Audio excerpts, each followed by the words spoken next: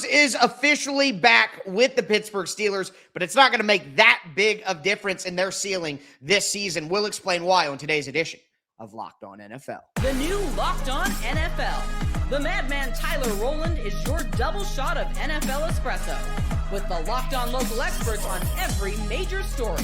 Get ready. Rowland is revving up. The new Locked On NFL starts now. Locked On Podcast Network.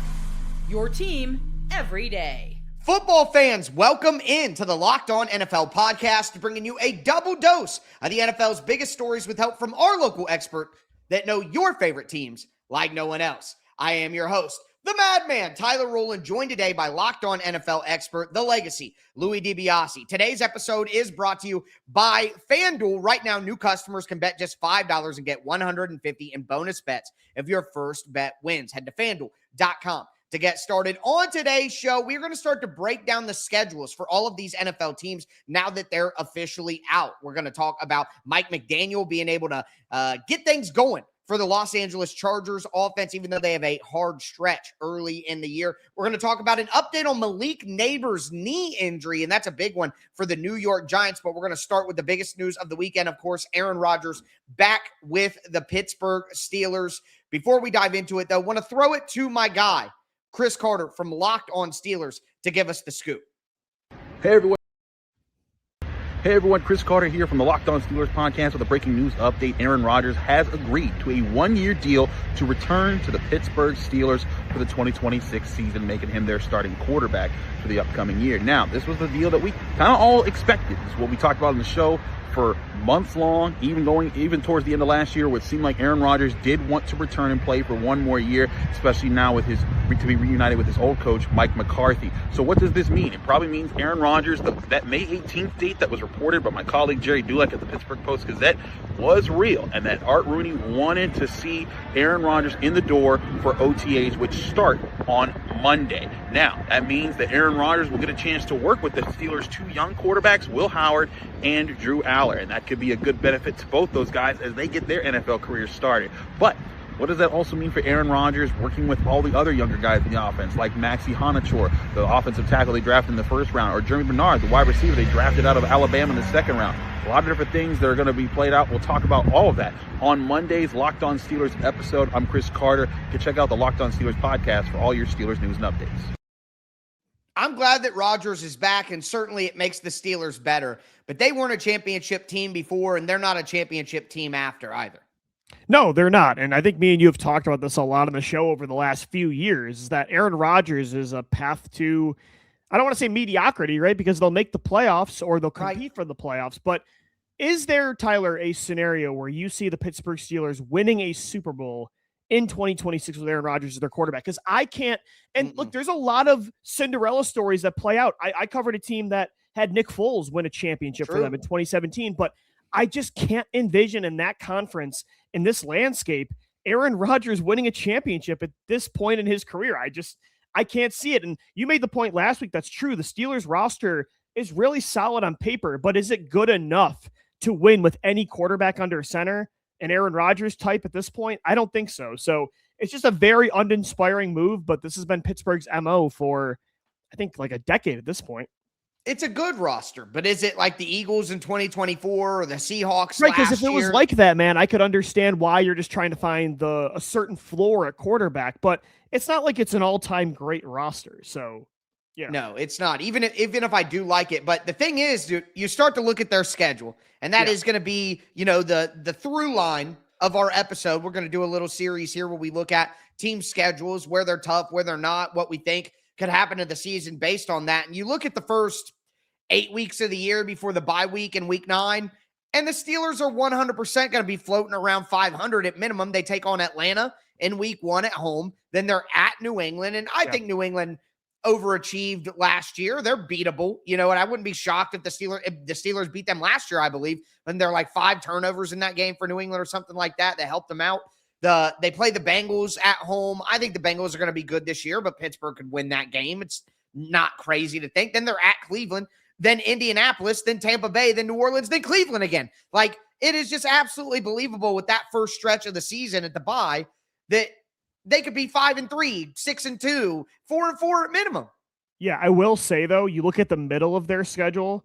So starting November 15th, when they're on the road against Cincinnati. They go Bengals on the road against Philly. They play Denver, Houston, Jacksonville, Baltimore, Carolina in a month and a half. Like all playoff teams, a lot of division winners, they might have to start really hot because that middle of their schedule is daunting. So no, you're right. They got no favors the second half of the year.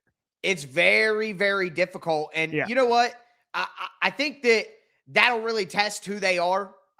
If they're going to be a playoff team or not, they're going to have to beat real teams. And I almost like that because you mentioned earlier, are they mediocre? Can you say that? I honestly think that being a playoff team without having any realistic shot at winning the Super Bowl, that is the top of mediocrity. Like if you're a 7 seed, that does feel like mediocre to me, but I have a very extreme view of it. I never think that's good enough. So what Pittsburgh has been doing the last 10 years to me is very pedestrian. And unless you're a top 4 seed that wins a division, that wins playoff games, yeah, I think that word actually might be fair. But I think it could work.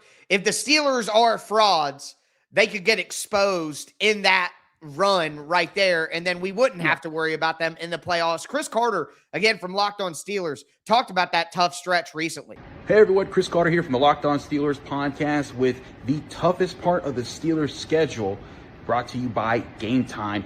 We got to talk about the Steelers schedule after the bye. Before the bye, they got some things to work with, but once you get past that bye week in week 9, the Steelers have to get to work. First starts on the road against the Bengals. Joe Burrow, they've added to that defense. That's going to be a tougher game. Then you got lots of big games at Philadelphia where they haven't won since the 60s. You also have to play the Ravens twice. You got the Texans. You got the Jaguars.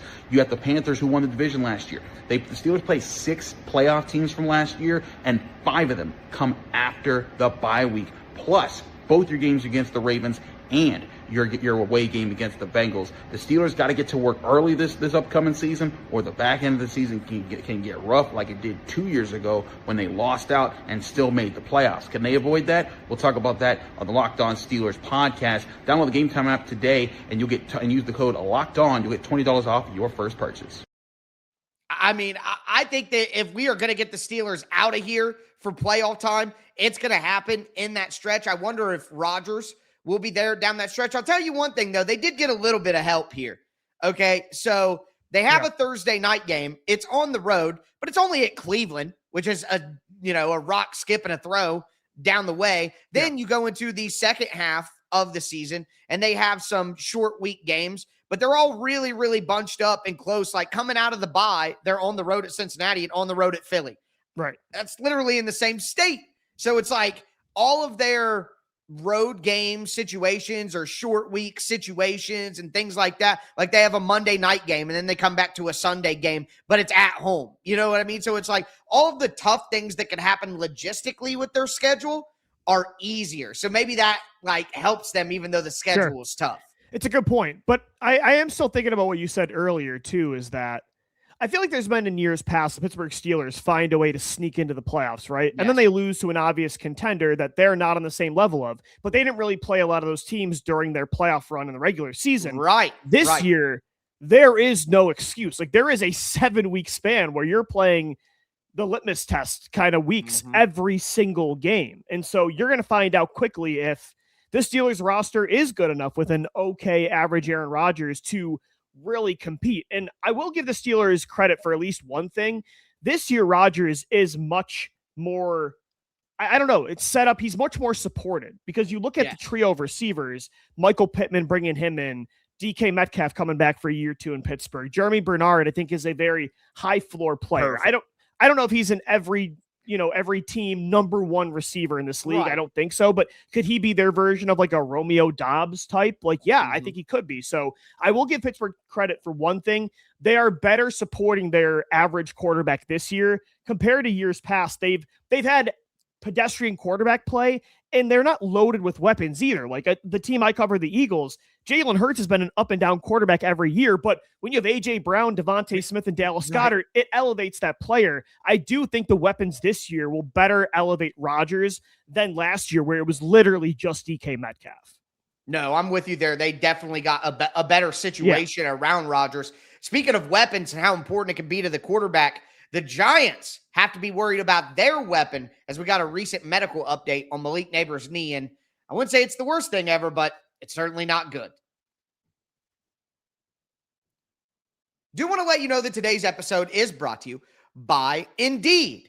Workplace chaos, deadlines stacking up, inbox overflowing, and the one position that you have to fill is still sitting open. When the pressure's on and you need the right hire, that's a job for sponsored jobs. Indeed. Sponsored jobs helps you reach the people who actually fit what you're looking for: skills, experience, location. So you're not just hoping that the right candidate stumbles across your post. Spend less time searching and more time actually interviewing candidates who check all your boxes. Less stress, less time, more results. When you need the right person to cut through the chaos, that's a job for Indeed sponsored jobs. Listeners of my show will get a $75 sponsored job credit to help give your job the premium status it deserves at Indeed.com/podcast. Just go to Indeed.com/podcast right now and support my show by saying that you heard about Indeed on this podcast. Indeed.com/podcast.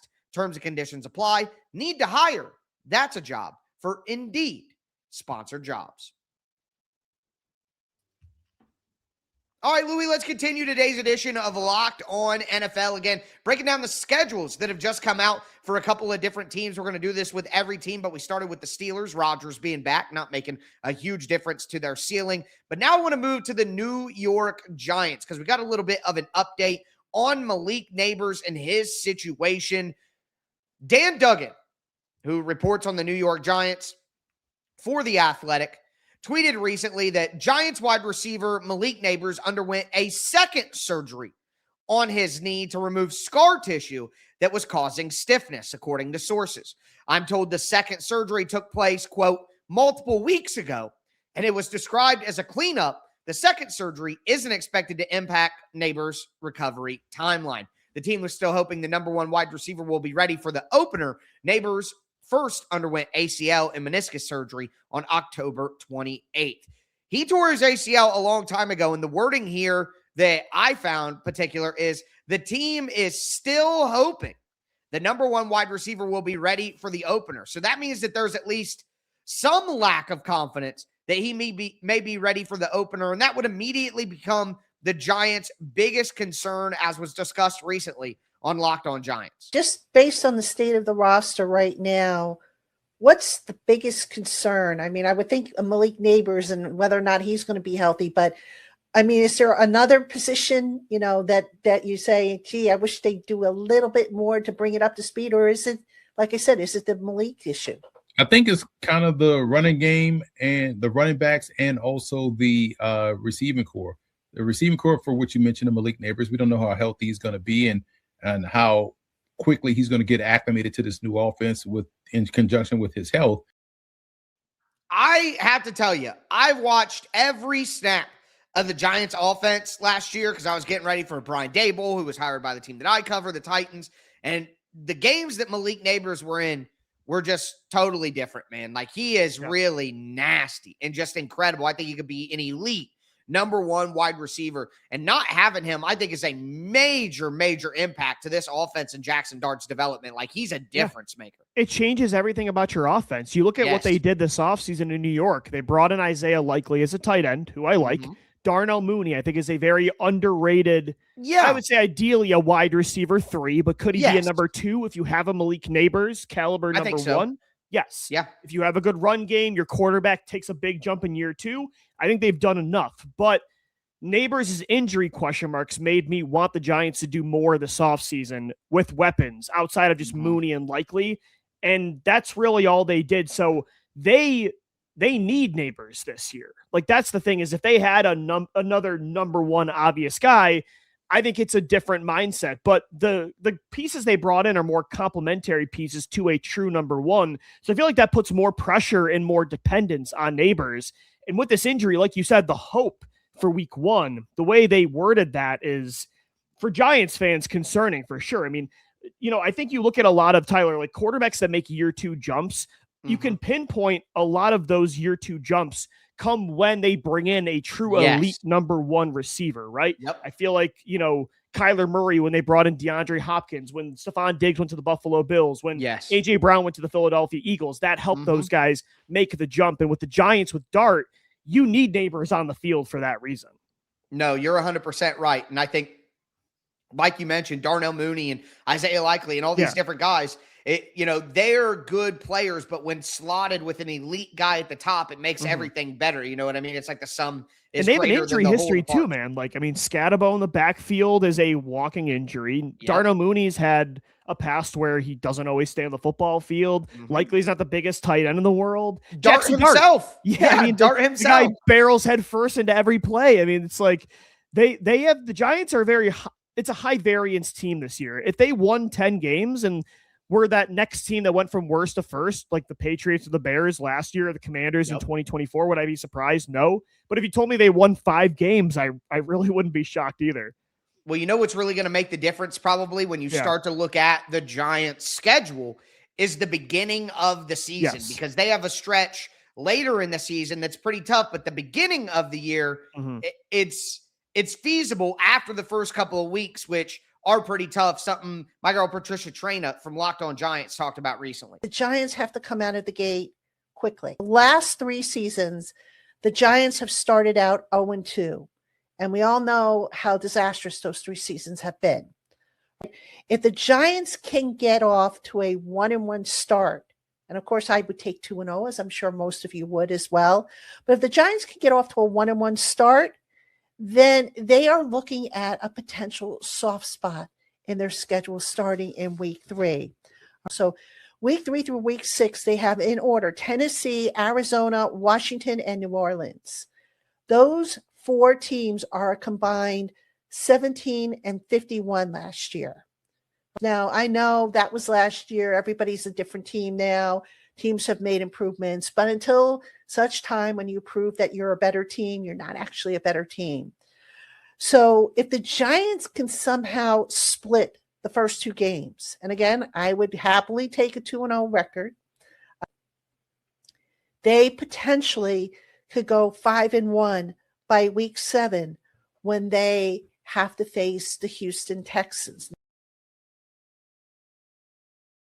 Hey, if you got to prove that you're a better team, the Giants got to prove they're a better team too, right? Like, they had the 5th pick in the draft last year. Let's not act like I think the Saints are going to be better than the Giants this year. Personally, I don't think it would be crazy for the Titans. I think your Titans could be just as good too. I mean, I believe in Cam Ward just as much as Jackson Dart, if not more.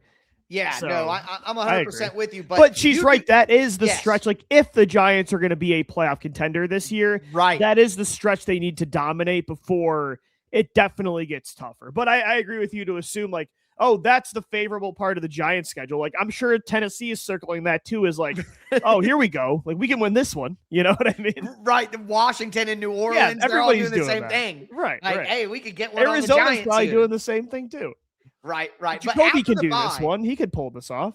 Exactly. After the bye, it does get tougher. They have to play at Philadelphia after their bye. Kind of a prove-it game on their schedule to me. Washington again, which they could be. I mean, Washington 2 years ago was in the conference championship. I feel then like they got Jacksonville. I mean, Indy, San Fran, Seattle, Detroit coming up. Another matchup with Philly. Like, yeah, the end of their schedule, kind of like Pittsburgh, didn't really do them a lot of favors. And Detroit, Dallas, the Giants could be better than those teams. Those aren't juggernaut teams, but they're both on the road. You know, and like they have 4 primetime games, and they have a standalone game in week 14 at Seattle at 4:25. You know, it may not be primetime per se, but it's a standalone game that'll get a lot of attention. Like, they have a lot of big time premium matchups, especially later in the year, that are going to be very difficult. I could see the Giants getting off to a hot start and being the NFL's darling. Like, oh, here come the Giants. They're the team that's going to make that big turnaround, and, you know, big market. Jackson Dart looks good, blah, blah, blah, this and that. They're going to their bye at week 8. They're 5-3. Like, they're going to, maybe Philly doesn't get off to the strongest start and it's tight in the division. Yeah. But I can see it now. And then they hit that stretch and they win 3 games in their final 10 or whatever. And, everything cools down. But if they get off to a strong start, you're right. If they want to win 10 games and be that next worst to first division move, the way that they do it is get off to a hot start. The biggest thing with them, and it sounds obvious, right? When your franchise quarterback needs to stay healthy. But with them, it's like, yes, they really just need Dart to stay on the football field, because I think last year when Jackson was out there healthy, they were competitive with everybody they played, especially the first half of the year. That first month that Dart was starting, they beat the Eagles. They were right there with the Denver Broncos. Yep. They were competing against good teams, and then they fell off with a lot of injuries. Like, he has to learn what some quarterbacks figured out that are mobile and some that just did not, how to protect your body and to pick and choose your spots of when to be aggressive. Even if Malik Nabers is not healthy, like, Dart just staying on the field will mean a lot. It sounds obvious, but for Dart, when you think about his style of play, it's just so crucial. Yeah, it's more uncertain for him than it is Right. other quarterbacks when you say he just needs to stay healthy. Like, that's not something that's You just going never to know be, what he's going to try. It's every play. Yeah. Who knows? But it's funny that, it's the double-edged sword, and you have this with mobile quarterbacks like Jackson Dart of, he can make the most miraculous plays and save you when your players aren't as good. That's your why picking and play call choosing your wasn't as spots good. is the right way to phrase it. Like, you have to, like, if it's in the first quarter and you're up by 10 and it's 1st and 10, maybe don't dive forward for an extra 2 yards to make it 2nd and 6 instead of 2nd and 8.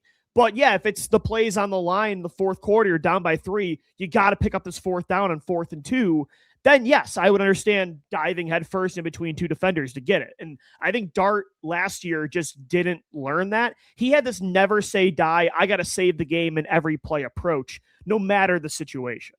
When you have the power, the big question becomes, when do you wield it? Exactly. That's where he's at right now. So we'll see with the Giants, who really do have a strong roster, but still have a lot of questions with them. But we move to another team with a lot of questions this year, a team that absolutely needs to find a way to win a playoff game, and it's the Los Angeles Chargers. And their offensive coordinator hire of Mike McDaniel, that was probably a good step towards getting that playoff win. Do want to let you know that today's episode is brought to you by FanDuel Sportsbook. The NBA playoffs are here and every possession matters. And if you're looking to get even closer to the action, FanDuel has a great offer to get you started. Right now, new customers can bet just $5 and get $150 in bonus bets if your first bet wins. That's right. Turn $5 into $150 in bonus bets just for getting started. I like using FanDuel because during the playoffs, everything I need is right there in one place. You can check stats, trends, matchups before making your picks, which makes the whole experience feel a lot more informed, whether you're looking at player props or just following your favorite stars. It adds another level of excitement to every game. It's a really easy app to navigate. It makes playoff basketball even more engaging from start to finish. Head to FanDuel.com to get started. Once again, that's FanDuel.com to get started. It's FanDuel. Play your game. All right, Louie, let's cap off today's edition of Locked On NFL. Again, breaking down different teams' schedules, different storylines coming out of the weekend that was for the NFL. Aaron Rodgers back to the Pittsburgh Steelers. Malik Nabers gets a so-so health update. But now I want to talk about Mike McDaniel being the offensive coordinator for the Los Angeles Chargers and just the absolute brutal start to the season that they have to deal with. We've talked about the Steelers and the Giants, who kind of have an easy start to the schedule, and then there's more difficult stretches later in the year. Not the Chargers. No. They are starting off with an absolute ripper of a brutal schedule, and our guys over at Locked On Chargers talked about how it starts off. We are going to know quickly if the Chargers are any good because of a brutal stretch in the front half of their schedule. Make sure to get your tickets at game time for the first couple weeks of the season when the Chargers get cupcakes at home with the Cardinals and the Raiders, because there is a disgusting 7-game stretch after that. They play at Buffalo against Josh Allen, followed up by playing the reigning Super Bowl champion Seahawks in Seattle. We will know a lot about this team by then, but it doesn't get much easier. Then you get the Broncos, followed by the Chiefs, who are out looking for revenge in Arrowhead. They'll likely need the bye week that comes after that because it's going to be right back to it after. At the Rams, at the Texans, at the Ravens to finish that 7-game stretch. The Chargers have to win a playoff game in 2026. This is the stretch, and how they perform during that stretch will show us if they can make it and if they can win once they get there. But get tickets to all the home games, download the Game Time app, and use the code LOCKEDON for $20 off your first purchase. I get they got to win a playoff game, but they need to focus on just making the playoffs with that kind of murderer's row, man. I was going to say, and like they're in a competitive division with two other teams in the Chiefs and the Broncos that are probably going to be playoff contenders. The AFC is the Raiders very should up be in the air. improved. Yeah, right. So I was looking at that 7-game stretch too. That's really brutal. And what a big year. Not just like people say the Chargers need to win a playoff game. Justin Herbert needs to win a playoff game. There are so many people that still put him in that number one tier of guys that can elevate no matter the situation, win big games. And Herbert just has never done it. But I feel like compared to other guys, he gets a pass because he looks the part. Like people, I think they want him to be elite so bad that they don't call out what it really has been, which has been a very underwhelming first half of his career. They got to get it done this year. So the pressure is on Justin Herbert, I feel like, more than the narrative is really putting out there right now. And this schedule, I mean, the first 2 months of the season doesn't do him any favors.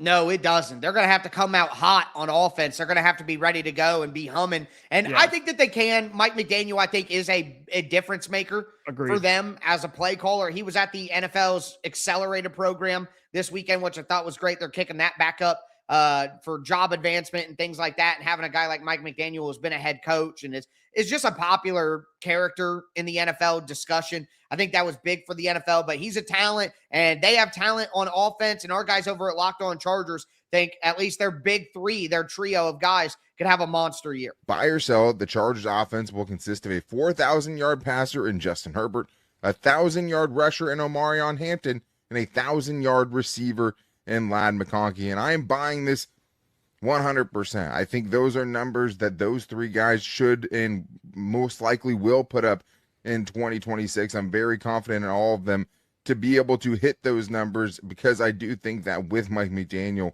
as the offensive coordinator, like you have that trio of guys, those three guys stay healthy for you. Like that is the foundation of an offense that can be really, really good under Mike McDaniel. And I don't think it's crazy to think any of those guys hit those marks and that all three of them will be able to do it this year.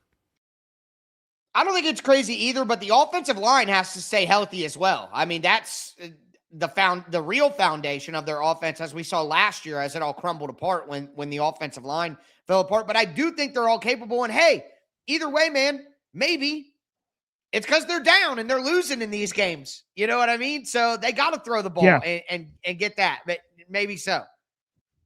And that's the thing. Like, you look at their roster on offense. I like what you talked about with Mike McDaniels. He was somebody I really wanted the Eagles to hire as their play caller and kind of head of the offense this year to advance and evolve their new under center attack. I feel like Mike McDaniels makes things easier on a quarterback. A lot of layup throws. That's why Tua was pretty productive in Miami, right? I don't think he looked like an NFL quarterback for a while. I think McDaniels generates easy yards in the passing game so well. Even if your run game can't consistently do that, the pass game can, and they have weapons. So that continues to add on to my original point is that there are no more excuses for Justin Herbert. Like, they have a great play caller now to run the offense. They have a great head coach. They have weapons. That hasn't always been the case, but this year it is. So even if the schedule is difficult, like, I don't want to hear it. If people are going to put him in that tier with the best of the best, he needs to be able to get it done at some point. And so far he hasn't. So this is a massive year for the Chargers. No, I agree. You get the offensive coordinator you want. Jim Harbaugh was supposed to elevate that program. They've had draft classes of free agents to add to it. They have talent on both sides of the ball. They need to prove it. Tough stretch of games early on or not. But that's going to do it for today's edition of Locked On NFL. I am your host, the Madman Tyler Rowland, for my co-host, the Legacy Louis DiBiase. As we tell you every episode, thanks for tuning in and stay safe out there.